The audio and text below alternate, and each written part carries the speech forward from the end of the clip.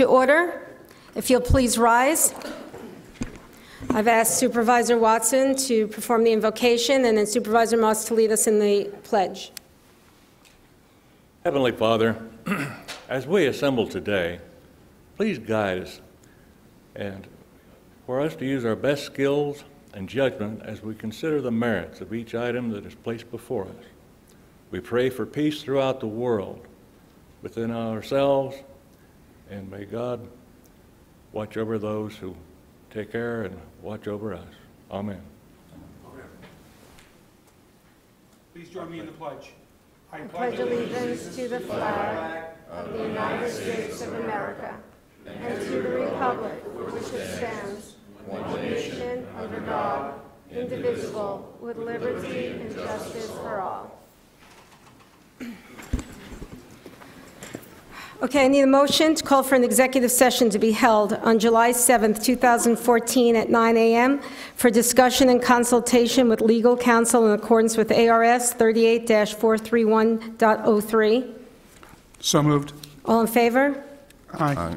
Oh, I need a second. I'm sorry. Moving right along here. Okay, we have a motion and a second. All in favor? Aye. Opposed? Motion carried. Okay, at this time, I need a motion to accept Constable Gene Bishop's resignation, which will be effective today, June 23rd, 2014. As Constable Serbat. I move that we accept the constable's resignation. Second. Okay, all in favor? Aye. Aye. Opposed? Motion carried. Now, I'll call Ms. Bishop and the presiding judge, Charles Gertler, to step up so he could administer the oath of office. I have a question on this, Madam Chair. Why are we doing a swearing-in ceremony at a Board of Supervisors meeting? I think it was requested by the supervisor. That's how she wanted to do it, and I agreed to that. Fine. Yes, please. Chief, please raise your right hand and repeat after me. I do solemnly swear I do solemnly swear that I, Gene Bishop, that I, Gene Bishop, will support the Constitution will support the Constitution of the United States of the United States and the Constitution and laws and the Constitution and laws of the State of Arizona, of the State of Arizona, that I will bear true faith that I will bear true faith and allegiance to the same, and allegiance to the same, and defend them against and defend them against all enemies, foreign and domestic, all enemies, foreign and domestic, and that I will faithfully, and that I will faithfully, impartially discharge the duties partially discharge the duties of the office of County Supervisor, of the office of Mohave County Supervisor, District 4, District 4, according to the best of my ability. according to the best of my ability. So help me God. So help me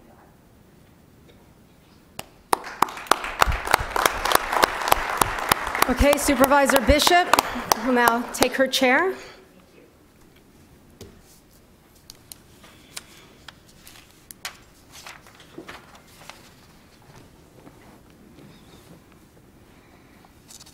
Welcome. Okay, we're off to number 3. Are there any committee and/or legislative reports today? Supervisor Johnson? Madam Chair, the National Association of Counties Western Interstate Region President Leslie Robinson put together a teleconference regarding the request from those in support of the Land and Water Conservation Fund to team up with those fighting for PILT and secure rural schools in an attempt to get all 3 of these funds permanently authorized through Congress. The LWCF was enacted in 1965 to provide funds and matching grants to federal, state, and local governments for the acquisition of land and water. The main emphasis of the fund are for recreational purposes and for protection of national parks, forests, and wildlife areas. The fund was originally authorized for $900 million annually. The LWCF is set to expire in September of 2015. Leslie mentioned that because the LWCF is not up for reauthorization until next year, then we may want to look into more than a 1-year extension for PILT. Congressman Bishop has said that he feels there will be one more extension before there will be talks of any long-term reauthorization for PILT.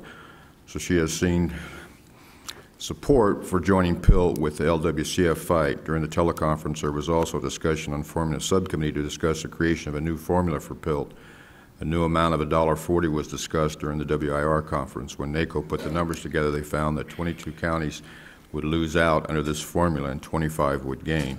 This is something that I don't know if this board has, but the previous board supported going after these funds, and if we want to, so this idea has kind of come from Mohave County. Also, the National Association of County hosted a webinar on the Workforce Innovation and Opportunity Act and its implication on local governments. The original piece of legislation has been expired since 2003, but it's continued to be funded through appropriations. If passed, this bill would reauthorize the act for 6 years and would maintain local governance authority. It would also reduce the number of required local board members from 51 to 19, along with streamlining programs and administration by eliminating sequence of service requirements to allow more flexibility for upfront training job seekers. NACO expects the bill to move very quickly through Congress. The Senate is trying to gather up unanimous consent so they can expedite the process without floor action in order to limit debate and amendments. The House is waiting for the Senate to take this action. Senator Flake has introduced an amendment that would require governor to sanction local workforce boards after just 1 year of poor performance. NACO anticipates the final passage of the bill would occur as early as this month or before the end of the congressional season. That's all, Madam Chair. Okay, thank you. Anyone else? Do we have a county administrator's report? No report today, Madam Chairman. Thank you. I need a motion to approve the minutes of the April 21st and May 5th, 2014 Board of Supervisors meeting. So moved. Second. All in favor? Aye. Opposed? Motion carried. It's now time for our call to public. Those wishing to address the board at the call to public regarding matters not on the board agenda must fill out and submit to the clerk a call to the public request to speak form, which are located in the back of the room prior to the meeting. Action taken as a result of public comments will be limited to responding to criticism, referral to staff, or placing a matter on a future agenda. Comments are restricted to items not on the regular agenda, with the exception of the consent agenda, and must relate to matters within the jurisdiction of this board. I have one person signed up, Mr. Kenneth Works. Would you please come on down? Please state your name and address for the record. My name is Kenneth Works. My address is 2250 Crystal Springs Road in Yucca. My reason for discussing the property tax issue is because I read an article in the paper the other day that said they're talking about raising the amount to 2 cents per $100 of evaluation. And it seems like when the property values start going up again, that 2 cents is still going to be there. So that was my main concern about bringing up the issue. And that's all I wanted to say. Well, thank you. Thank you. Okay, is there anyone else who wishes to speak at the call to public? Issues not on the agenda? I think I see one person out there, Madam Chair, coming down. You can say, oh, but that's on the agenda. It's number 15, Oh, isn't it? over here. No, number 50, that was on the agenda. We're not on that yet. She has another one. But this is on. We're going to call it off on the consent agenda. We haven't gotten to the consent agenda yet. This is just the call to public. This is an item for the Okay. agenda. But he filled it out for public because he wasn't sure. Oh, okay, so this is the same one. We'll speak to that when we pull items off the consent agenda. Okay, anyone else for call to public? Okay, seeing none, I'm going to close the call to public. Also my microphone. Okay, we're going to do a few agenda order changes because we have some people here visiting and some people who have to leave real fast. So I'm going to, with the board's permission, I'm going to move item 46 to the top here, and item 46 is discussion and possible action to transfer $57,800 from the Superior Court budget 203120000, which is the Law Library Contingency Fund, to the Bullhead City Superior Court Expansion Project Fund, budget number 405-90400-48620. Madam Chair, how about moving item 17, because that's, we need to probably address that before we do 46, right? Do we have to do that before, Mr. Ekstrom? we have to move 17 before 16, 46? Madam Chairman, board members, it's really up to you, whatever you feel is most convenient for the board. Okay, let's do this one first, because the judge has to get out of here. Would you like to come down? Do we have a motion to discuss? I so moved. Okay. Second? Second. All in favor? Aye. Aye. Opposed?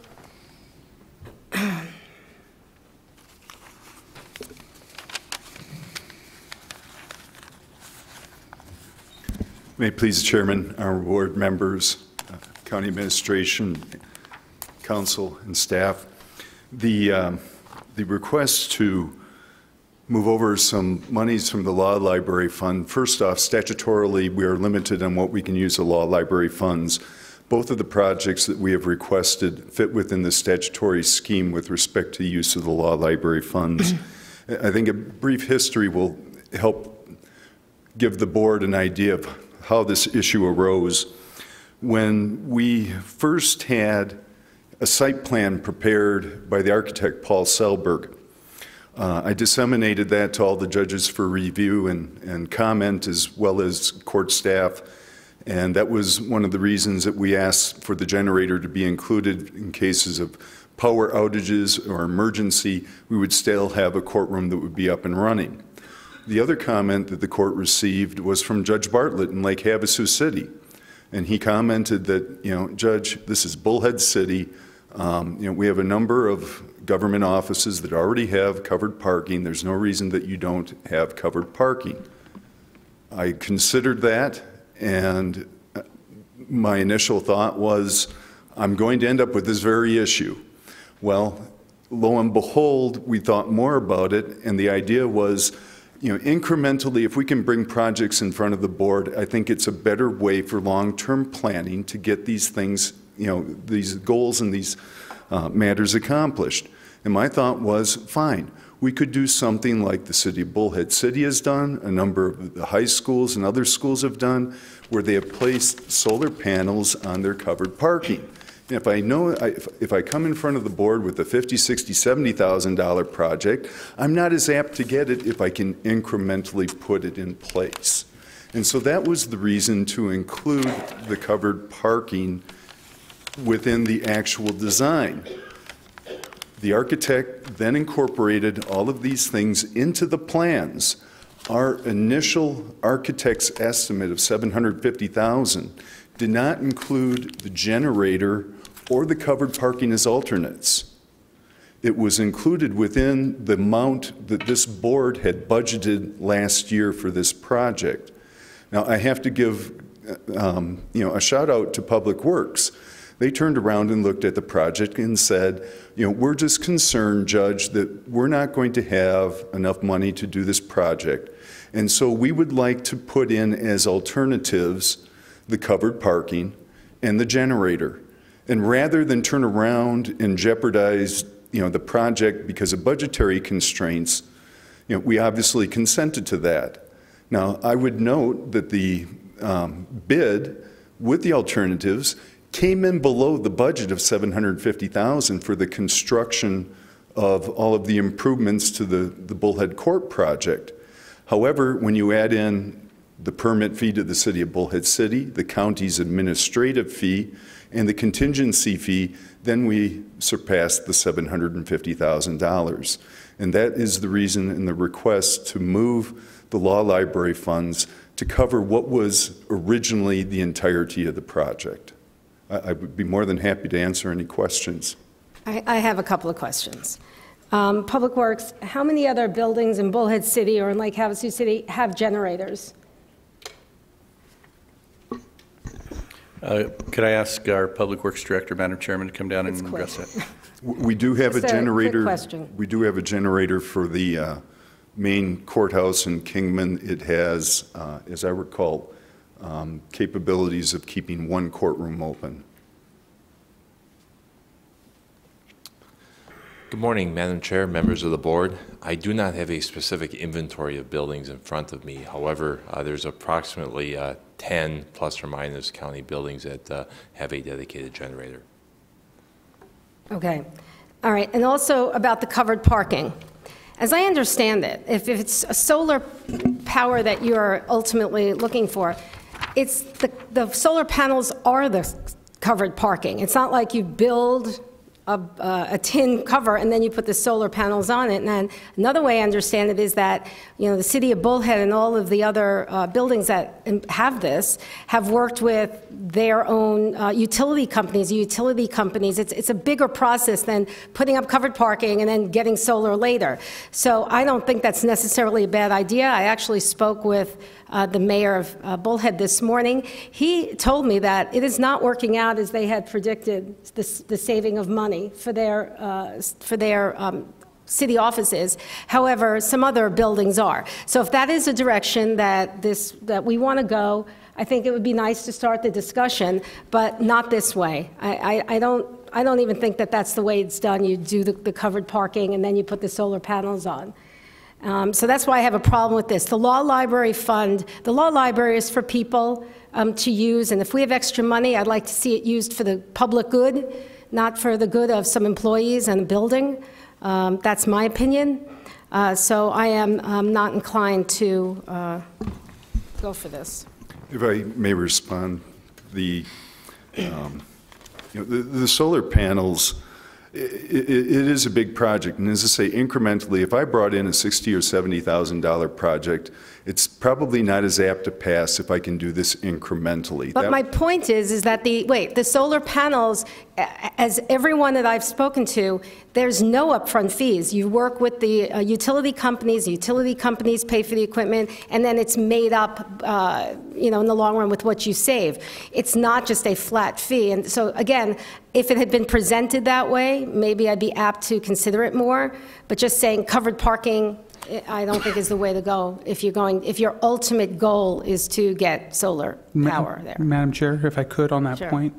I think what the judge was referring to is that with the covered parking, it lends itself to additional future projects like solar panels. But right now what's before us is the generator and the covered parking, which I think needs to be looked at in its own. And I can tell you that, in my opinion, covered parking in Bullhead City, especially with government vehicles being exposed to the sun, is a really good thing. I know back in the lot here, where the supervisors can park, it's covered parking. And so I think covered parking is a good benefit when it comes to our infrastructure for our public buildings. It's a positive. I would rather see fencing because they get stolen and vandalized more. But you're talking about a small group of people who are getting this. I mean, we have a few back in this building, but the majority of people who use government cars, they're out there. I mean, this is Mohave County. You know how I feel. And anyone else? If I could, the source of funds is the law library, which is administered by the courts, and they've made the determination that they could spare those funds because they prioritize this project above that other project, which is something we do all the time. I think we're getting ahead of ourselves with the pros and cons of solar as opposed to the limited issue that's in front of us right now. Right now it's covered parking for cars. I don't really think solar has anything to do with this because it's a whole other process. So we're talking about covered parking for how many vehicles will this cover? Oh, I thought it was 11. I believe it is 11. 11, so judges. 11 judges, pretty much. Judges, so it will be judges, reserved for certain people. 2 judges, 2 judicial assistants, 2 courtroom clerks, the supervisor of the counter clerks, and court reporters. 11. I believe that's correct. Mm-hmm. Plus the generator. I have a question, Madam Chair. Yes. Madam Clerk, everybody's talking about solar panels and covered parking and generators. Is there some part of backup I did not receive? I have no backup on this item. There was not backup provided with this particular item. So I have a late ad with no backup, and we're here asking for this today? Well, actually, this was all a part of the initial budget that was approved by the board, so we didn't believe that there was the necessity for any additional backup. This was all a part of the initial approval by the board last year. It's the alternates 3 and 4 on the plans. They're just trying to use additional funds to cover the costs of what we've already approved. Correct. All right, but it's not saying that. I guess the other questions I would have would be the generator. I know that Public Works and Emergency Management is working to have generators to, in case of a power outage, to be able to run certain facilities. I don't know that this fits that, because I know some places like in Havasu we have a generator that will run part of the building for our emergency services, and I know they're looking at getting it expanded for fuel storage so that we can do, more than 1 day or 2 days, so you don't have to run fuel back and forth. I don't know if that fits into the emergency management plan or not. As far as solar goes, I don't know that that's up to just each department, whether the sheriff or somebody comes and says, oh, we're going to put solar on. I think that should be a board decision if we're going to go solar for the county. What do we have here? The parking, we're talking about saving county cars, but I don't think any of the people listed under the 11 group even have county vehicles. There is one county vehicle that has been allotted to us. We would certainly like another, but when the budget's tight, you don't ask for things that you can get by without. And I guess the last thing I would say would be the law library fund. That's funds that are generated by fines that are levied against people, correct? That and the use of the law library. One of the things I think we do have to point out, the court has been very proactive with respect to the law library. We have, I think, more forms than any other county, with maybe the exception of Maricopa County, but I think we're nip and tuck with Maricopa County in the amount of forms that the court, the judges, the clerk's office has generated in order to help unrepresented parties navigate their way through the court system. We've been very proactive, and those are all available at the law library, and that's one of the reasons that we were able to, build up the fund in order to be able to, handle the dollars and cents that we're talking about here to pay for the entirety of what was, the project approved last year. But those monies come from fines, law library funds? Chairman Angus, Supervisor Johnson, filing fees. They're part of the filing fees. They've right. been established, way back with the filing fees. So everyone filing civil, domestic cases, part of that goes into the law library fund each month. Okay. Yeah, I don't know that we put those fines on for this use. That would be my only problem. That's all I have. Are there any other questions or comments? I'd like to make a comment if I could, please. Thank you, Chairman. As I recall, we authorized this project last year, and those dollars were set aside for that. And in lieu of being somewhat of a short fund up there, I think it's totally reasonable to use these dollars for the covered parking. Having been in business in Bullhead City for a number of years, I would certainly suggest that we put that for our employees down there. And so I would like to make a motion at the moment, right now, to transfer the $57,800 to the Superior Court budget 203-12-0000, the Law Library Contingency Fund. Second. Okay, we have a motion and second. All in favor? Aye. Aye. Opposed? Nay. Aye. Sorry. Okay, so did you get that? Do you need to? I'm sorry, I didn't hear. Okay, let's go through. Opposed? Yes. Okay. No. No. Yes. No. We'd still like the approval of the project. Well, when we get back to number 17, is that what you're talking about? I thought you had pulled both items. No. We just, so you can, because you were in a rush, so I made a special thing. We're going to go back to 17. Thank you. Okay. Thank you. Okay, also, we have another move. We're going to take item 37, and we're going to go into executive session. That's the discussion of possible action, the notice of appealable agency action by the Arizona Department of Water Resources denying Mohave County's objection to applications to sever and transfer water rights, appurtenant, how do you say that? Appurtenant? Sorry, we have a lawyer here. We have a lot of lawyers here. to land located within Planet Ranch, letter dated June 4th, 2014. So we're going to go into executive session right now.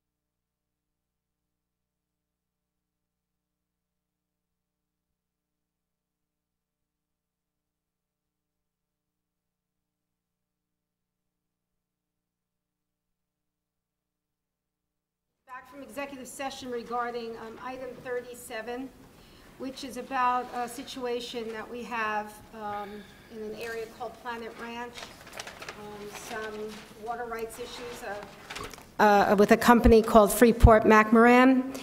And the actual agenda item reads, discussion and possible action, notice of appealable agency action by the Arizona Department of Water Resources denying Mohave County's objection to applications to sever and transfer water rights to land located within Planet Ranch, which was a letter dated June 4th, 2014. Madam Chair, if I could, there's a lot of issues regarding, a lot of facts regarding this particular issue which have not been made available to Mohave County, even though they presumably exist in other people's offices and other government agency offices. There's a bill pending in the Senate, there's a bill pending in the House, and I'm talking the federal Senate and the federal House. Who knows how those are going to work out and what the final language is going to be. There are apparently 2 settlement agreements involving this issue, none of which have been offered to our council for review.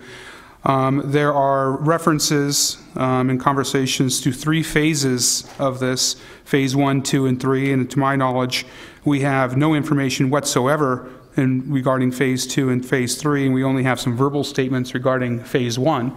And so it's my belief that certain government officials have given us little to no information and are requesting that we take no action, which I think would be contrary to the public interest of the residents of Mohave County. And therefore, in order to preserve our rights, in order to ensure that we stay involved in this discussion, and that our residents have as many options available to them as we can possibly give them involving the water, preserving the water in that location, I would make a motion that we authorize our council to pursue an administrative appeal of the of the department's decision and take all other legal action which is necessary to preserve and advance Mohave County's rights in this particular area. I second the motion. Okay, we have a motion and a second. All in favor? Aye. Aye. Aye. Opposed? The motion carries. And I want to thank also Supervisor Johnson for keeping this. This is not something new. This has been something that I know he has been involved and fighting the good fight for a long time. So thank you very much. Okay, now I have to go back now to the consent agenda a couple hours later. And the consent agenda is items 6 through 35 and will be considered as a group and acted upon by one motion minus any items pulled for discussion. Any items? Madam Chair, I'd like to pull item 15. Okay. Anyone else? 17. 17. And I want to pull items 9 and 10. Madam Chair, I'd make a motion to approve consent 6 through 35 minus 9, 10, 15, and 17. Second. Motion second. All in favor? Aye. Aye. Opposed? Carried. Okay. Item 9, approve substantial amendment number 1 to the Mohave County's Neighborhood Stabilization Program, NSP3, abbreviated consolidated plan, and authorize its submission to the U.S. Department of Housing and Urban Development. And if I could, I want to bring down Susie Duranzo and Dave Wolf. And can I also tie this into 10, since I think that they're both, it's the same issue, without... Madam Chairman, board members, just do it on the record. Okay, I'm going to also read item 10, because it's the same issues. Adoption of Board of Supervisors Resolution number 2014-083, approving the intergovernmental agreement between Mohave County and the City of Bullhead City to provide weatherization services in support of the City of Bullhead City's home FY 2014 Housing Rehabilitation Program. Madam Chair? Yes. If I could, I'd like to make a motion that we consider items 9 and 10 together. Yes, thank you. Can I have a second on that? Second. All in favor? Aye. Aye. Opposed? Okay. The reason I took this off is because, there's a lot of these that come on, and I want people to understand how this all works through grants, and it's sort of I have a sort of a personal pet peeve about it because, to me, you're taking money from you to help somebody else, to weatherize someone else's house, and I would just like you to briefly sort of tell what that process is and where that money comes from and how that all goes down. Chairman Angus and members of the board, good morning. I have here with me Dave Wolf, who is my housing and manager, and we will address any questions that you have. But let me clarify something. These two items, 9 and 10, are actually two separate items in a way that number 9 is a grant that we got from Housing and Urban Development sometime in 2011 to approximately $1.9 million for the Neighborhood Stabilization Program, and we can give you some information about that. Now, number 10 is not actually related to number 9 in a way that number 10 is a contract that we are going to have with Bullhead City that's not related at all to the Neighborhood Stabilization Program. But nonetheless, I think I understand what you're saying. These are grants that we get from the federal government and the state government, and that we're using it to help people in our community. So let me start with number 9. Dave is here to give us a background a little bit of that program for the information of especially the new members of the board who are here. We've had this program ongoing since 2011 when we accepted approximately $1.9 million from Housing and Urban Development to implement the program. So let me turn it over to Dave a little bit for some information. Okay. Madam Chair and members of the board, we received the grant in March of 2011. It's a federal grant. It's called the Neighborhood Stabilization Program. And the purpose of the Neighborhood Stabilization Program is to rehabilitate foreclosed homes in certain targeted areas within the county, and we've identified 3, 1 in each city. And the homes will then be offered for sale to low, moderate, and middle-income families. And then all buyers are eligible for down payment and closing cost assistance as an incentive to purchase the NSP home and to help with affordability. That's kind of the background.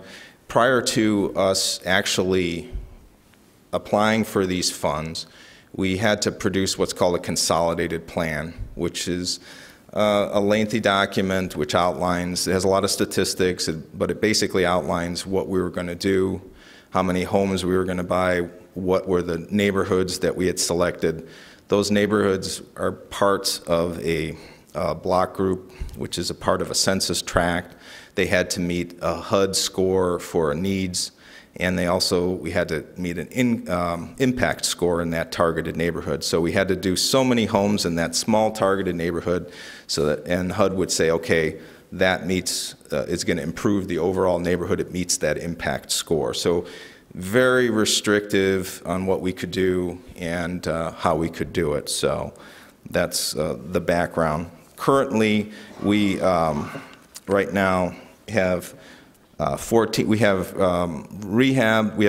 purchased, rehabbed, and resold 14 homes, and we have 6 more homes to go. We have 4 more homes to rehab and sell in Bullhead City, and 2 more homes to rehab and sell in Kingman, in those targeted neighborhoods.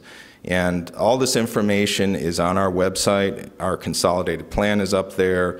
The maps, which I can give you a copy of right now if you would like, just to show you if you haven't looked. No, okay. It's all up there on our website. So I'm available to answer any other questions you may have. Like I said, the only reason I wanted people to know that although, you know, we look at these things and they're grants, and they're still our money. It's still your money. And your money's taken, and someone somewhere is deciding that somebody else is going to get your money, and that these decisions are made. You know, I don't know why we're in this business. I don't know why the government's in this business. And now, you know, I understand. I understand how it's you know, affects your department and everything, but I just don't understand it. And I've been getting a few phone calls about it, so I just wanted people to know that this is, in my opinion, why our country is in the shape it's in. Because under all these federal programs, they're taking, again, money from your pocket and giving it to somebody else under the guise of doing good. People are benefiting off of other people's money, and I just don't agree with it. And you know, we see it every day. And you know, that all being said, with what your parameters are, I think Mohave County does a good job with it. It's just you know, I wanted to for people to hear it for themselves. Madam Chairman, when we were offered, we were one of the few counties that was offered this money. And in fact, we went to the Board of Supervisors at the time and asked the permission whether we should get this money to bring it back to our community. If the county did not accept the grant at that time, for many reasons, then it would have gone to another county, and we would not have benefited in addressing the issues that we have for foreclosure. We had a lot of homes that were foreclosed. They were not being kept up. The communities were being affected in terms of those houses that are just closed up by that. So we decided we were going to use this money and bring it back to our community. And what we have achieved actually is we worked with local contractors to do this. So some of those monies were actually plowed back to our community. We worked with a real estate agent. We bought those homes, and actually we helped low-income people to be able to be eligible to get them, rather than seeing these homes actually not being worked on. We're improving our communities. You know, you've seen, if you've looked at the areas that we've worked on, they're actually need of repair. The property values of those properties around these homes are being affected, and that's why pulling them up and rehabbing them and selling them and putting back in the tax roll so that people who purchase them will start paying back taxes on this community is actually in one way helping us also. I do understand what you're saying. I do understand probably the sentiment of some people, but if we have not accepted this money, it would have gone to another community, and this money would not have rolled back and helped our community as well. So we've decided to take it and work with it. As Dave has said, we have rehabbed 8 in Kingman area. We have rehabbed in Havasu. How many? Well, we've purchased and rehabbed those homes. Yeah, 8 in Kingman. We've purchased and rehabbed and resold 5 in Lake Havasu, and then 7 in the Bullhead City targeted area.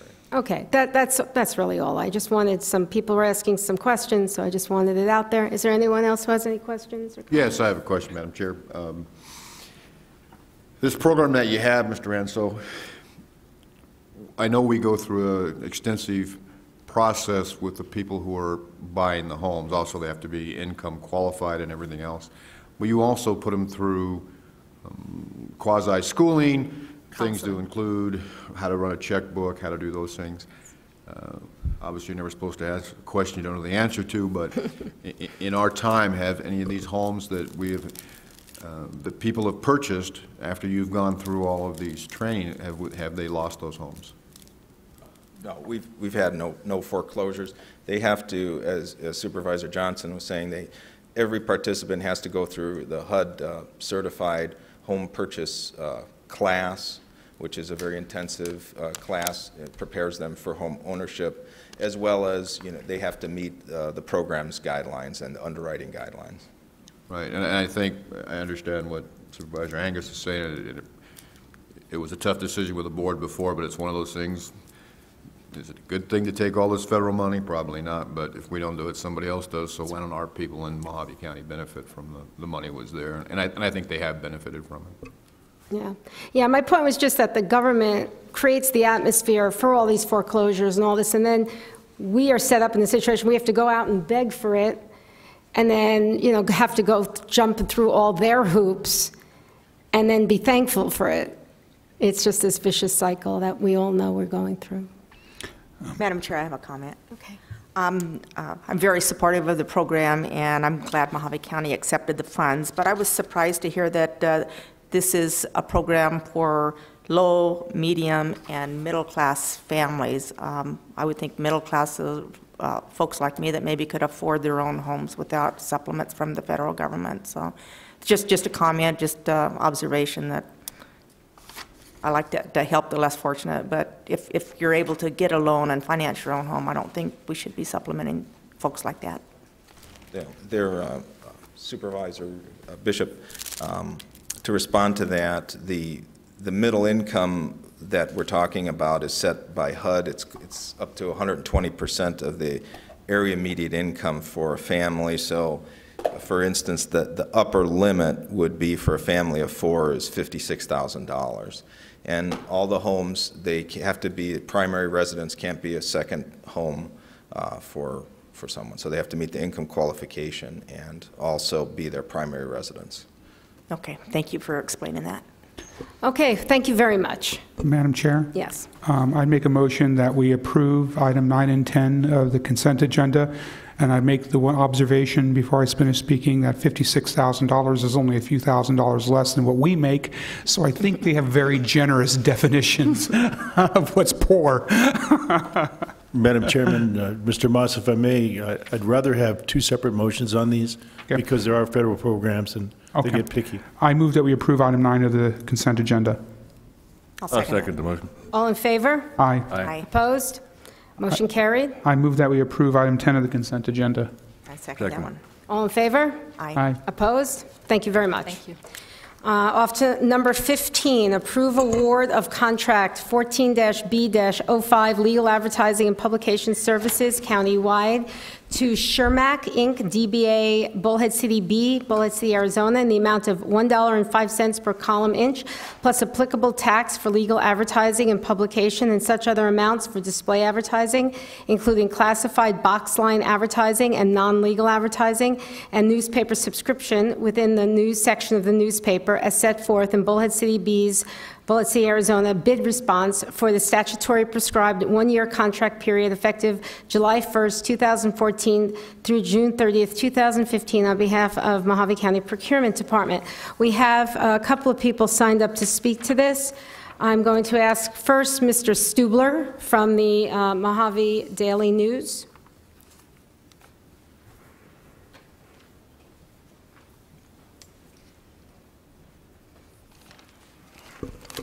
Madam Chairman and all supervisors, thank you. My name is Paul Stubler.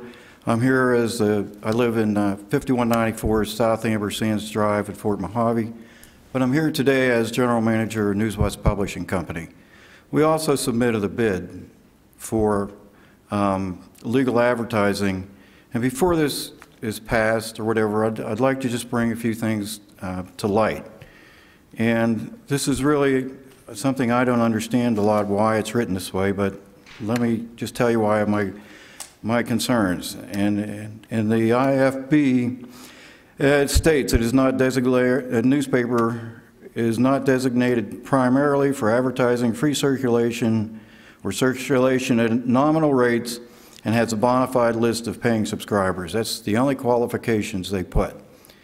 As far as I can tell, and I've been informed through other offices here in the county, that the Bullhead City B has a circulation of 125 per week. They are evidently part mail and part, they put them in racks. I would like to present to you that I don't understand how that qualifies, even though it does under the statute, but I've brought with me an audit from ours. Now, I have an audit from the Alliance for Audited Media, and that is a nationwide accounting firm that audits newspapers of record all over the country. And this is what is used for all the national advertising and everything. If you don't have this done, you do not get any of the national advertising. And it states, in our last audit, it was done about 18 months ago, that our average circulation figures are about 9,000. Am I done? What, 30 seconds after? 1 minute afterwards. Oh, okay. With this, I'd be glad to leave this audit report, and I'll be glad to leave this whole, that's my subscriber list. And I can put it wherever you want, but I just think that it's not right for the county to have people, and our bid was very competitive.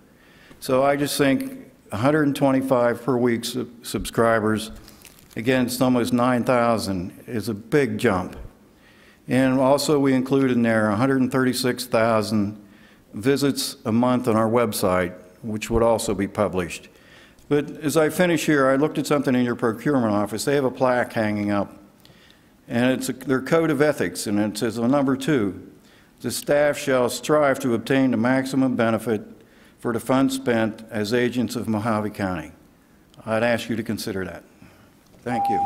Thank you very much. Do you want me to leave this here? Okay, we have Cheryl McGraham.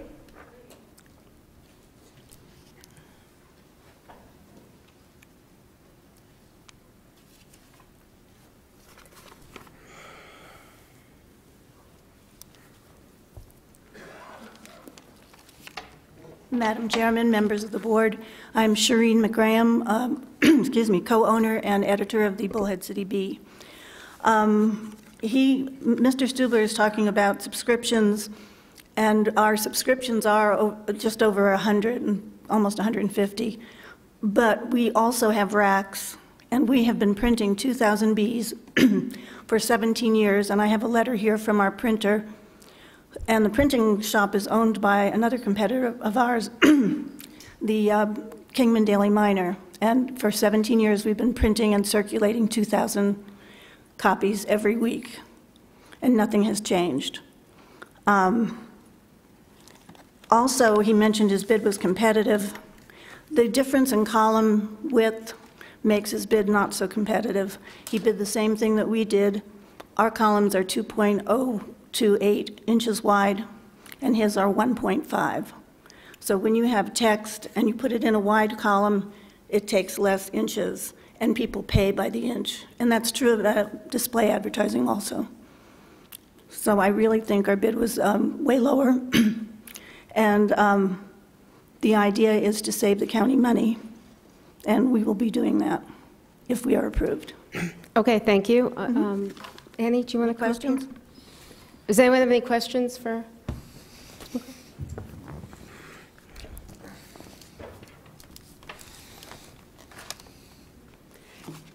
Chairman Angus and Supervisors, first of all, we did look at this, making sure that we were satisfying the statute. ARS 11255 states that it has to be the low bid, and in looking at the low bid, you bid by the column inch. And both the Mohave Daily News as well as the Bullhead City Bee both bid $1.05 per column inch. However, as Cherie stated, their column inch is quite a bit wider than both the other bidder, Kingman Daily Miner, as well as the Mohave Daily News, which makes them the low bid. And in keeping with statute, we feel that we need to award to the low bid, who is Bullhead City Bee. But the other qualifications that are in the RFQ, they're taken. Are they given equal weight, or is it just primarily low bid? It's the low bid, but the other statutes that apply, they're actually stated. We just copied and pasted the statutes right into the solicitation, and one of them is the 39202, and they have to supply an affidavit stating that the newspaper complies with provisions of Section 39201, and they did supply that affidavit stating that they do meet all of the statutory requirements. And then this is an annual bid, so it's something that we have to bid according to statute every year. So we can't do one of like our multi-bids that most of our solicitations allow. And I mean, we looked at this again, and basically the statute requires that you award it to low bid, and when you have a low bid, you look at everything that's incorporated into the solicitation, and then you determine who's the low bid. If it was a best value, such as one of our RFP purposes, or RFP solicitations, you could then look at maybe evaluation criteria on how many subscribers you have, but in this case, their statute does not give a minimum requirement for a subscriber base. So basically, statute requires us to move forward with the low bid, which is Bullhead City B. Okay. Madam Chair, I've heard a lot from Annie, who's very, very good at her job, and I think Mr. Stubler referenced that ethics plaque, and I think Annie and her office does the best they can to fill that. So I want to thank you for all your good work. I'd like to look into all this if I could, so if I can have a 2-week continuance to look at the RFP versus the IFP process, because I will confess, until you mentioned there was a difference between the two, I had no idea. Okay. And so I'd like to get 2 weeks to educate myself on it to make sure we're making the right decision. Okay, well, you want to make that in the form of a motion? I'll put that in the form of a motion to continue item 15 for a period until our next board meeting. Do I have a second? Could I say something? Sure. Because of the bid goes from July 1 to June 30th, we're actually going to be crossing over into July with the next meeting, and we won't have our official paper. So if you do want to table it, could we at least also ask that you approve a month or 2 extension until we can bring this back? Well, I also think there's another way to do this, because I spoke with procurement, and there is a protest procedure. Right, and I did speak with Mr. Stubler about that. I haven't received anything from him as yet, though. Right, so I believe that we can do both. I think go ahead and approve, and then the protest will be lodged, and you can still look into it. Would you say approve it for a month and then come back? I would think we just go ahead and approve it if they want to file a complaint. It's only a year if you want to look into it. I mean, because we do have these timelines and everything has to be published, and we do have a budget coming up that I think we have to publish, and so I mean, personally, I think we're at a point where we need to go ahead with it, especially with the budget. I need a motion on that. I think Supervisor Moss had a motion. Oh, you had the motion, but so, and then we need a second. I had a motion to continue it. Right. I didn't have a motion to approve it. I was waiting for a second, I believe, to continue the issue. Oh. It may die for lack of a second. Right, okay. So do we have a second on Supervisor Moss's motion? Okay, so we do not. Somebody want to make another motion? I'll make a motion, we approve item 15 as written on the agenda. Okay. Do I have a second? Second the motion. All in favor? Madam Chairman, if I could, I'd like to make one more comment on that. I'm voting against item 15, not because I don't think the proper processes were followed or the B was the best bid, but just because when it comes to the controversy that's been put in front of me, I don't know in my own mind which way to jump right now. Right. So Got I don't. it. And I think both of them can be done simultaneously. Okay. So we have a motion and a second. All in favor? Aye. Aye. Opposed? I oppose. Didn't we already vote on that once? I think we did. Excuse me? Yeah, we already voted on it. Oh, we did? Yeah, I didn't know. No, we didn't. Pretty sure we did, but I'll vote twice. Okay. Are we done with item 15? Yes. Okay. Was it? We voted to approved by approve 4-1? Got it. Right, 4-1.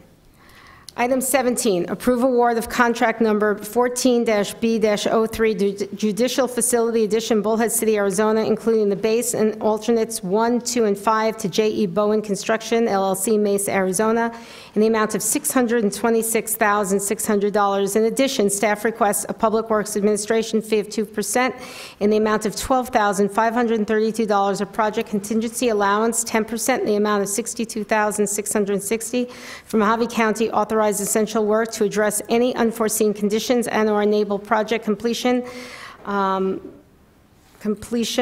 allowance for permitting and related fees not to exceed $7,750, and an allowance for special inspections and testing not to exceed $6,500, and allowance for FF&E in the amount of $23,300, and allowance for IT requirements in the amount of $10,140. Construction will begin in early July of 2014.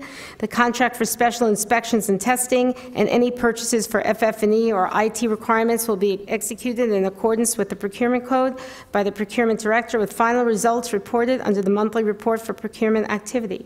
Total project costs shall not exceed $749,482 on behalf of the Public Works Department, Engineering Division. Madam Chair, the questions, I don't know if Mr. Letowski, you're going to answer these questions. Are you in charge of this project, sir? I guess, what is the source of your funding?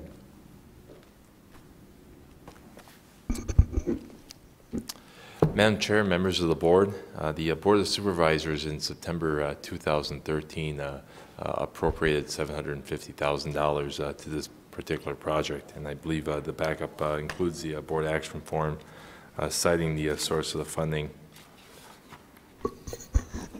Madam Chairman, maybe I can help Mr. Lutowski. It says that the board approved the project utilizing the county's 405 fund for capital improvement projects.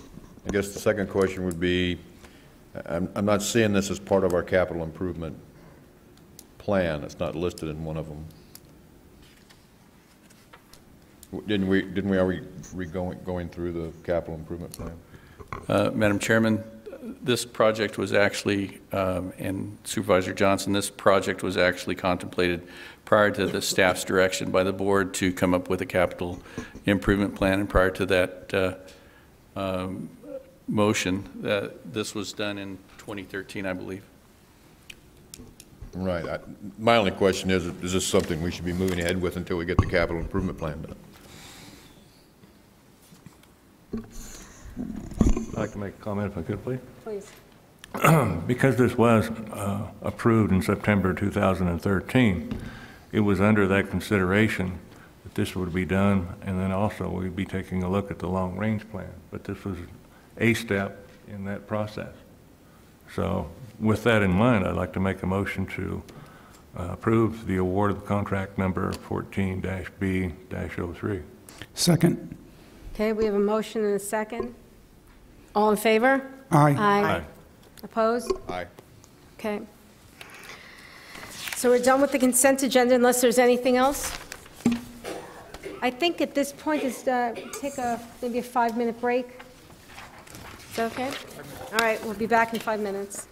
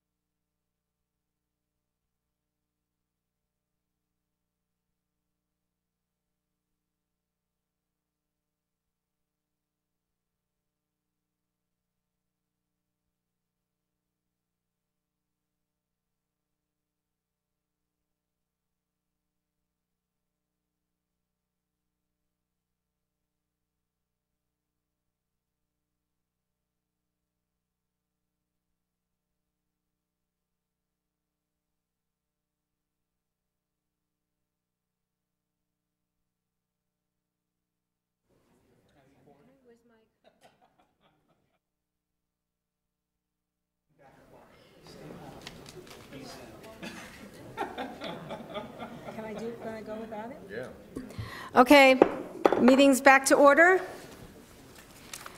Item 36 on the public hearing. Opening public hearing on item 36, discussion and possible action, adoption of, with immediate effect, amended Mohave County Ordinance 2013-04 that will allow the board to prohibit the sale and use of permissible consumer fireworks in unincorporated areas of the county, for which the emergency management officer has issued a determination of fire emergency, and when a state or federal agency has implemented stage 1 fire restrictions in any portion of the county.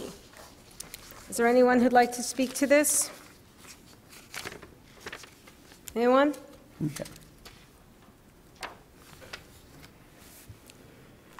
Hello, my name is Dave Glass. I'm the owner of Round Eyes Fireworks. And we do public displays of fireworks shows, and we're also a wholesale distributor of consumer permissible fireworks.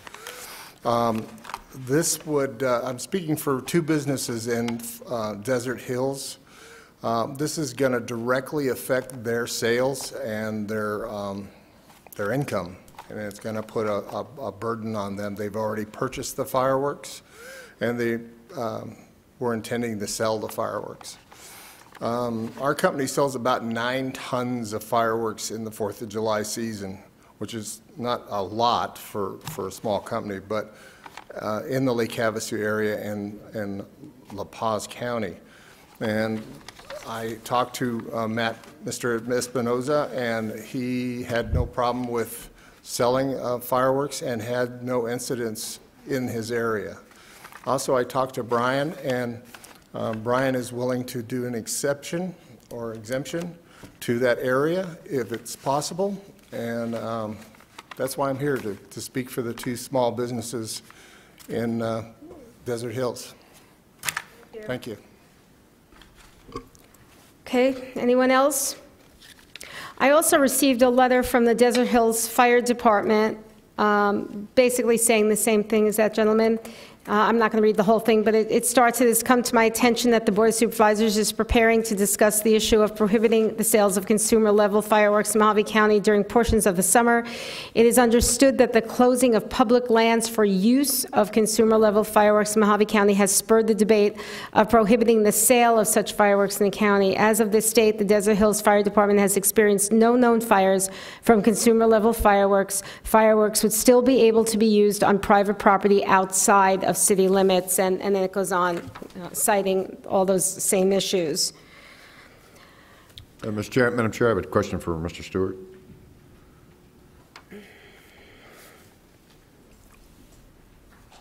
And I guess as a policy of the board, this has been done in the past, the board has approved these.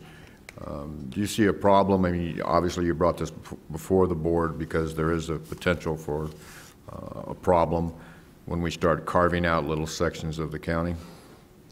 I think what we did last year was we did a, Supervisor Johnson, we did a ban on fire use, open fire use, and consumer permissible fireworks from 2,000 feet on up in the county, because the way we've set up the ordinance is it allows us to have 4 fire zones based on elevation.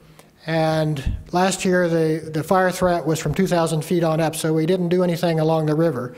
This year, we're recommending, and the proclamation that we recommended to Madam Chairman last week was to include all 4 fire zones. And the reason for that was because we got some significant recommendations from Mohave Valley and Fort Mohave Mesa Fire Department that they needed to go into restrictions and prohibitions this year.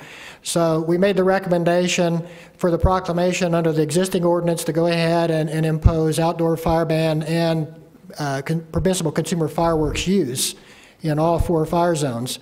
This ordinance was the amended ordinance here is based on the Senate Bill 1158 that was passed late in April, I believe, which allows us to regulate the sales of fireworks as well. So I'm recommending that we do modify and amend the ordinance so that we can do that.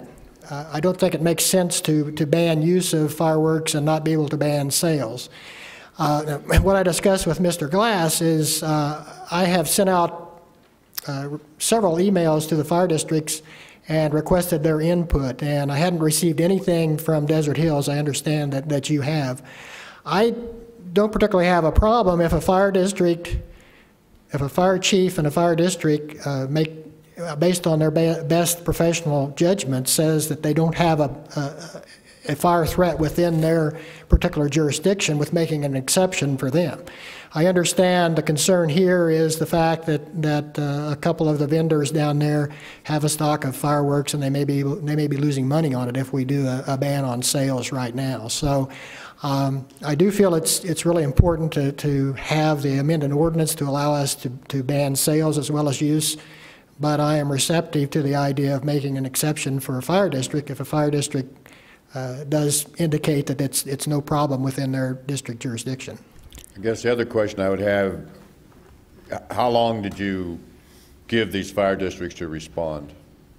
I try to, as we get into the fire season and we start seeing a high degree of fire danger, I typically every week send out an email to the fire district and ask for input from them as to how severe the situation is.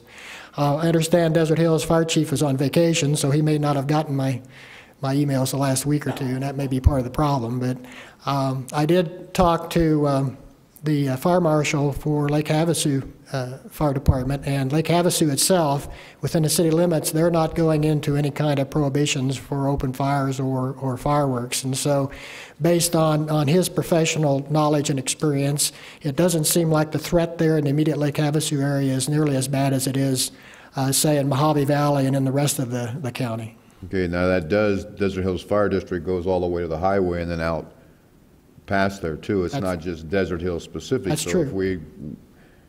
If we make it specific to Desert Hills, it goes an awful long ways. It's not. Yes, it's not right just around down in Havasu. We have two businesses that are now getting involved in this, and a fire district that obviously didn't do their job to get us the information ahead of time. That's all I had.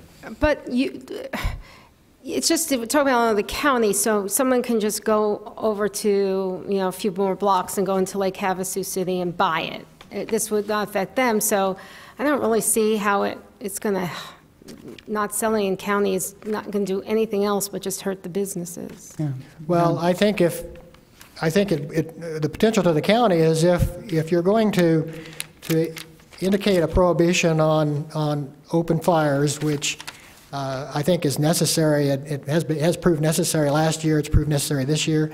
I think you also have to do a prohibition on fireworks as well in those areas of the county where the threat is high.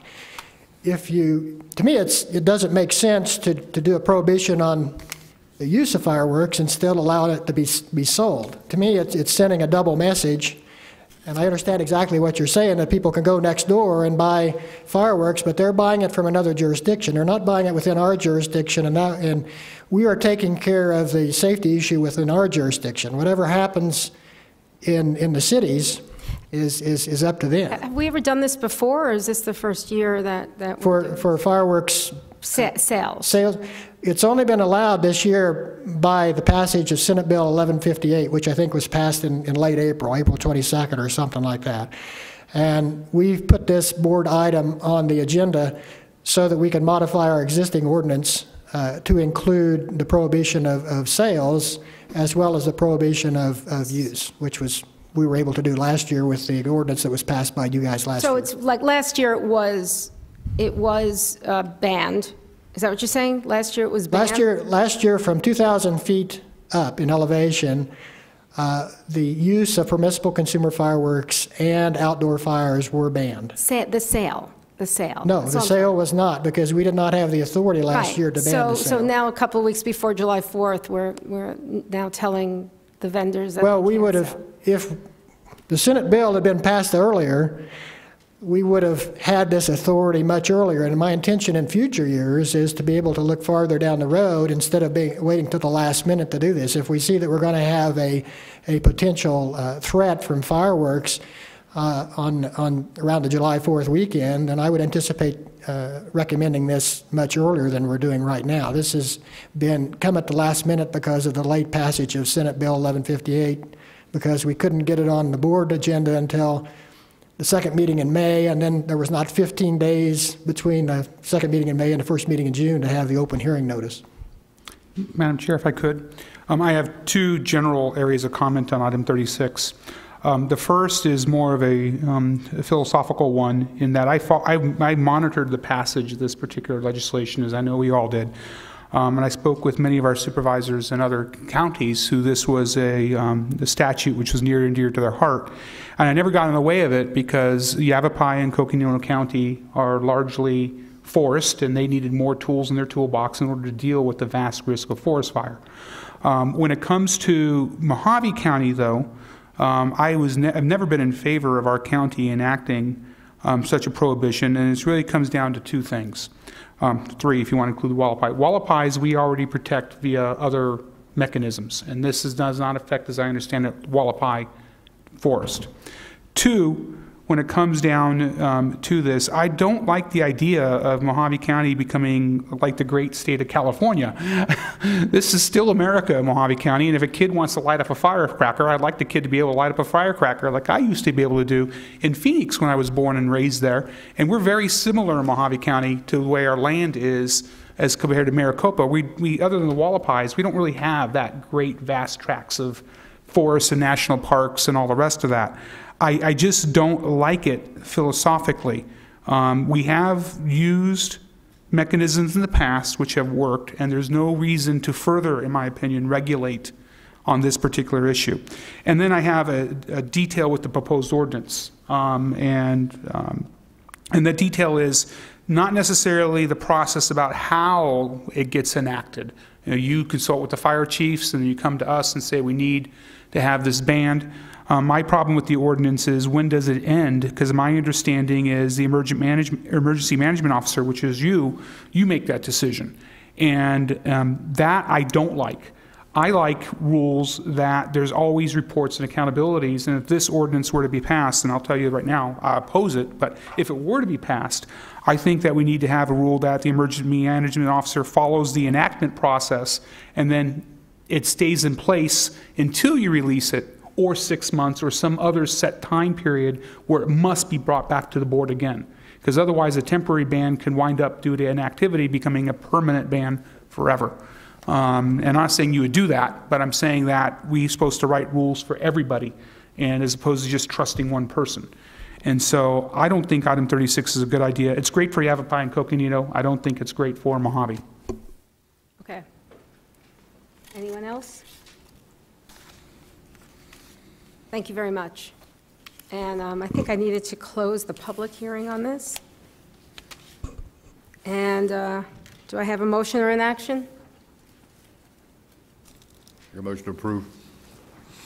I'll second the motion. Okay, we have a motion and a second to approve item 36. All in favor? Aye. Aye. Opposed? Aye. Aye. So I believe that's 2 and 3. Okay. We already went through item 37. 38, sitting as the Board of Directors for the Mohave County Flood Control District. Discussion and possible action. Approve the acceptance of up to $700,997.85 in funding from the Governor's Emergency Fund for the Beaver Dam Wash Erosion Control Improvements Project, contingent upon final distribution, approval by the Governor anticipated in the end of the fiscal year on June 30th, 2014, and authorize the Development Services Director to sign the necessary applicant agreement as Mohave County's applicant agent. Further, authorize the spending of the required 25% project cost sharing portion for construction activities in the amount of $233,666.30 from the Flood Control District Infrastructure Maintenance Fund. Authorize the spending of $50,000 for required permitting with federal agencies, including the U.S. Army Corps of Engineers and U.S. Fish and Wildlife Service. Authorizing the spending of $100,000 for required engineering design, with both the permitting and engineering paid from the Flood Control District Design Capital Projects Fund, and authorize the Development Services Director to proceed with the project by using the design build or another alternative project delivery method, which, in the opinion of the Development Services Director, will be the most beneficial to the hazard mitigation efforts and will assist in completing the project within the required time frame. After all that work, Madam Chair, I motion that we approve item 38 of the agenda. Thank you very much, and I'll second the motion. Okay, we have a motion and a second. Is there any discussion? Okay, with that, all in favor? Aye. Opposed? Motion carried. And thank you very much. Item 39, discussion and possible action to direct staff regarding real property known as Arnold Plaza located 301 and 303 Oak Street, Kingman, further identified as APN 303-08-151 and 15321. Authorize reappraisal of the property due to lack of bidders, creating a lower market value, and then hold a new public auction to sell the property at the new appraised market value, or 2, do nothing at this time. Motion to deny.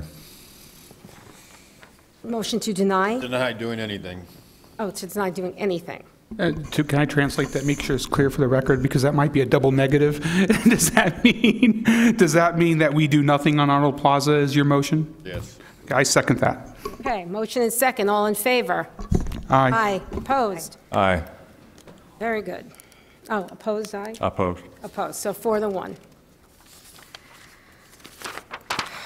Okay, number 40, discussion and possible action regarding Mohave County's capital improvement projects list, which this was continued from our June 2nd meeting. Motion for discussion, Madam Chair? Second? Do I have a second? Second. All in favor? Aye. Aye. Opposed? Let's discuss. If I can go first, I'll tell you what my proposed list is, and this is just my thoughts since we are stuck with this job right now. And that is, I think the new courthouse should be number 1, the sheriff's substations number 2, the animal shelter number 3, and when it came to the other building and the county morgue, I really have no preference, which is 4 or 5. My opinion as to the courthouse is every fraction of 30,000 people, we get another judge. And we then have, because of continued growth, eventually we'll get more justices of the pieces and all the rest of that. And by the time the new courthouse is complete, if we went with the bare minimum, we would be trying to find another space to house another judge at that time. And it's in my opinion, if we want to spend less money long-term, that we go for the more expansive option on the courthouse, because otherwise the board in 2019, 2020, when we hit 211,000 in population, will be scrambling to build another place at probably a much greater cost because we did not actually put the infrastructure in place to deal with that. When it comes to the sheriff's substations, I believe the sheriff's substations should be the second priority. And whether it's 2 substations or 1 substation, which I know that can be kicked around, I have no firm belief as to which way to jump at this time. I think we should get input from the sheriff's department because it is their substations. But I do believe that we should make sure that the residents of Bullhead City, Fort Mohave, and Lake Havasu and Desert Hills have access to their sheriff's department without having to drive to Kingman. And how we accomplish that, we can discuss, but I think that should be our second priority. The third is the animal shelter, because I, with the other members of this board, have toured that animal shelter when first elected. It is, I'm going to say it's pitiful, and that we need to do better when it comes to providing these services. So those are my first 3, items 4 and 5. I really, I don't pass judgment on, and I'm willing to accept guidance from other supervisors. Thank you. Thank you. Anyone else? I guess, Madam Chair, I don't know if we're going to, I don't think we're voting today on the list of them, and we've got the list from the county. I would like to have seen what staff has to say, what their number 1, 2, and 3, because we do pay staff an awful lot of money to give us recommendations on what the needs of the county are. And with Supervisor Bishop just taking over, I don't know, she might need a few days before she spends, $100 million. So. Thank you. A little trepidation? Yeah. So I do have a comment, though. I know I'm new and not used to spending these kind of dollars, but I'm sort of in agreement with Supervisor Moss. I think the Law and Justice Center should be number 1 on our list. I disagree. I think animal control should be number 2 because it is atrocious, and the sheriff's substations need to be replaced. I agree. There's some discussion on that, but the animal control shelter, I'd also like to have some discussion of maybe using the old jail as the animal control center when we get to the discussion. So That's the only place I disagree with Supervisor Moss, and that's my input. You'll find when you're on this board that disagreement is common, and it's no big deal. I'm good with it. Okay. Supervisor Watson? What is staff's recommendation? Excuse me? What is staff's recommendation as far as 1, 2, and 3? Mr. Chairman, Madam Chairman, Supervisor Watson, that's a tough question. You know, I left that out intentionally so that staff wouldn't be a part of the controversy. And and I did draft this memo with, I believe that a Law and Justice Center is probably our most immediate priority because I believe the Law and Justice Center should be number one, and with the quarter-cent sales tax, which is the only funding source that's sufficient for that facility, we're not going to have the monies collected until 2018, 2019 anyway. I want to point out that the $1.5 million in savings that we would like to dedicate to the rest of the facilities each year is not a given source of funding. You know, that would be dependent on how much surplus the county would have each year, and I would suggest that the building program be adjusted accordingly based on that revenue stream. My number second, I've got a tie for number second, which will get me out of the picture. I believe it is important to construct a morgue. I believe Mohave County should be in the business of controlling our own destiny with regard to that. Right now we're at the whim. If something happens to our ME provider, not only does she go away, but the facility goes away. And I think that's would leave Mohave County in a tremendously bad predicament where we would be relying on transporting services out to Coconino County. By the way, we just approved an agreement with Coconino County to provide that service, but it's not going to be cheap. So if I was going to say number two, there's a tie for number two. I think the county is in desperate need of sheriff's substations also.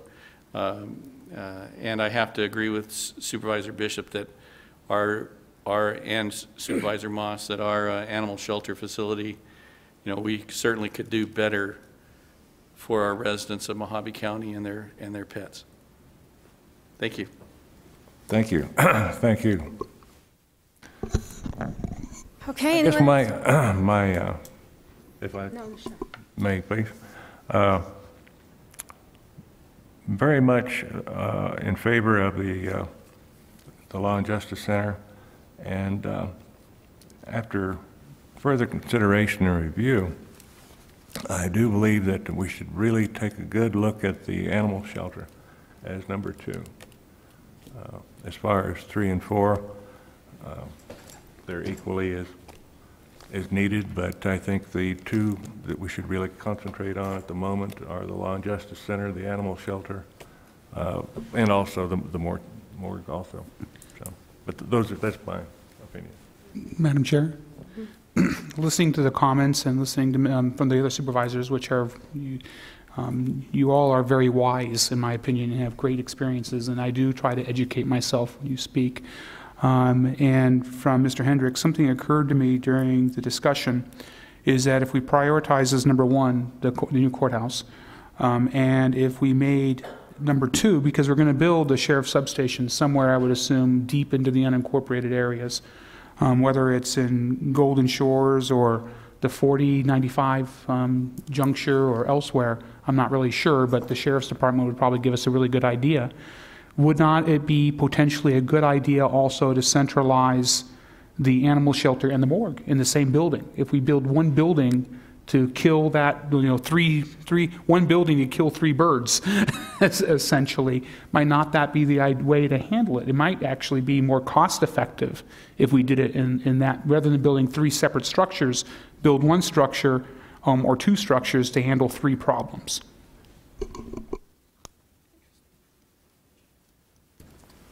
Certainly a possibility. So is there an action here? Well, I mean, I would make a motion that we just continue this for, I don't know, 60 days, let And we've got the budget going, everything else, you know, for Supervisor Bishop to get a chance, and then we can look at everything too. And they can bring back, the staff can bring back exactly with the money, because there's no sense in having a list of 10 if we can only afford 2. And Okay. if I can add to that, because I'd like to see progress made on this, if we could, is if we directed staff to come back to us in 60 days with the proposal for the Law and Justice Center, taking into account the comments the various board members have made, and then alternatives when it comes to either 3 separate facilities or 1 combined facility for items 2, 3, and 4. Because that way at least we'd have something to look at and staff would have direction from us that the board wants to go. 1 seems fairly certain, the courthouse, but then when it comes to 2, 3, and 4, do we combine it or do we do separate structures, and that's the fork in the road, and the staff in the meantime can bring that information back to us. Right, I was curious, would 60 days be enough, because we don't do the budget, finalize the budget until 31st of July, correctly? And so if we don't fund this extra $1.5 million, that makes a big difference on exactly what we can and cannot do. And Madam Chairman, Supervisor Johnson, one of the things that Mr. Timko and myself have done is we've included in the budget $1.5 million that would be a carryover from this past year, and in anticipation at least to get it out there so that you can either vote it up or down. So that will be included in the budget. And 60 days, if the board would like it back in 60 days, I believe we can certainly accomplish that. Okay. Then I make a motion that we continue this item for a period of... And you have the motion. Oh, we do? Or I think you already made it. Who made it? Supervisor Johnson. Okay. Okay, so we have a can you read it back? He made a motion to continue for 60 days and for staff to bring back the money portion of it so that they could make some decisions based on how much money. Is that specific enough to deal with the various alternatives? I second. Okay, with motion and second, all in favor? Aye. Aye. Opposed? Motion carried. Item 41, discussion and possible action appointing a person to the position of Constable Surbat Precinct. If I may, I believe now that we've accepted the resignation and Ms. Bishop, Supervisor Bishop has been sworn in, I would think that we would now put out a call to the public for letters of interest, which we haven't done yet, as we did in our last vacancy, and I wanted to know how you feel about that.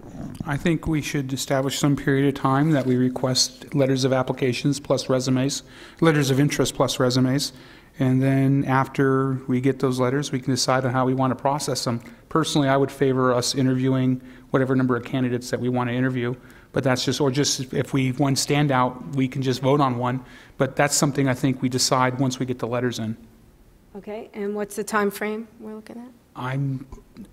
I don't care if it's 2 weeks or 30 days or 60 days. I would leave that to the other comment as the boards of supervisor members. Okay, then I'll entertain a motion.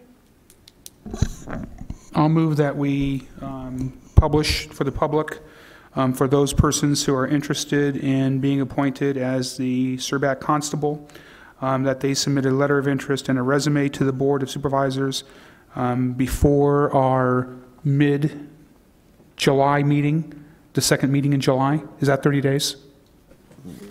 I would rather say it's 60 days, because we had a problem with people sometimes getting the information. Okay, then the mid-August meeting, our second meeting in August, by that time frame, so that we can consider what, if any, action we want to take after that.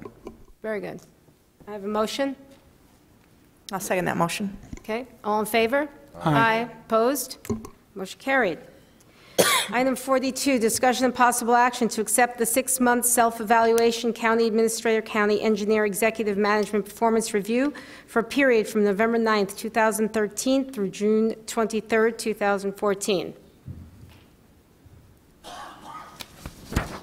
Anyone want to take a stab? I've read the self-evaluation. There's not much of anything I disagree with. Do we got to go into executive session for it? I think we can just accept it. I move that we accept the self-evaluation. And I'll second the motion. All in favor? Aye. Aye. Opposed? Motion carried. Item 43, discussion and possible action, the proposed new rules and policy by my favorite organization, the U.S. Fish and Wildlife Service, and the National Oceanic and Atmospheric Administration's National Marine Fisheries Service, together services related to improving the process of designating areas of critical habitat under the Endangered Species Act, ESA, and consulting on the effects of federal actions on critical habitat. Supervisor Johnson? Madam Chair, I think you all have the information in front of you. It's just up to the board if they want to take this action or not. Madam Chair? Sure. I read the commentary provided by Supervisor Johnson, and I agree entirely with them. The question is, what do we do? Do we sit there and stand on a street corner with our signs protesting the action, or do we actually do something worthwhile? It's my opinion that we need to be active in opposing this, but what activity we take is really the issue. And Supervisor Johnson, do you have any suggestions on that? I think by doing a resolution would go a long ways, to begin with, that way to get on the record.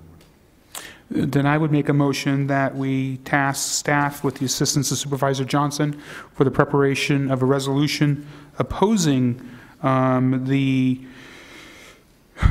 new rules and policies proposed by the U.S. Fish and Wildlife Services and National Oceanic Atmospheric Administration's National Marine Fisheries Service. Man, that's a long name.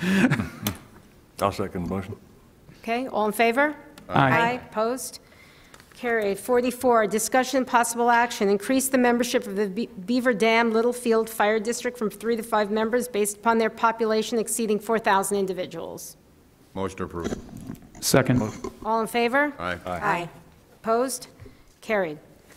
45, discussion and possible action, ratify emergency proclamation imposing an outdoor fire and permissible consumer fireworks prohibition in the unincorporated areas of Mohave County, signed on June 17, 2014, and direct the temporary closing of Camp Levy and its access road pursuant to ARS Section 26-311 and Mohave County Ordinance 2013-04. Motion approved. I'll second, but I have a question. The Boy Scouts have finished using Canton Levy for this year? Yes. Okay, so we have a motion and second. All in favor? Aye. Aye. Opposed? Motion carried, and I believe 46 we've taken care of, so that completes our meeting for today. Thank you. Yeah. We're done now.